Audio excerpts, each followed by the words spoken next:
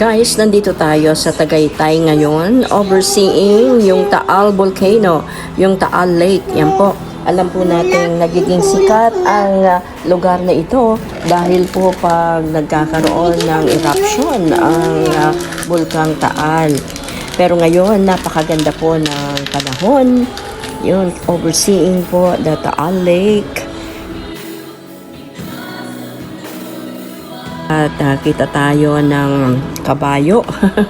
Nakasakay sa kabayo habang papunta tayo dito sa retreat center sa CCT. Ito po ay isang retreat center na kung saan dinadaluhan at pinupuntahan kasi para sa akin peculiar yung pagkain dito.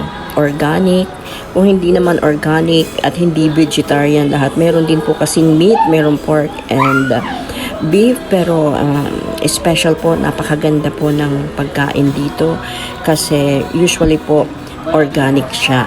At ito po, nag-improve ang vicinity o kaya po nag-improve ang facility. Mas maganda po ang lugar na ito ngayon kaysa 4 years ago nang pumunta kami dito. Ang dami na rin pong development. Hi guys, nandito tayo sa IEP National Coordinators Meeting representing Region 5. Kasama natin pala, we are blessed to be with Vision Keeper, Bishop Dan Balayes, and 82 provinces. Kasama natin dito mga kaibigan, ang mga coordinators.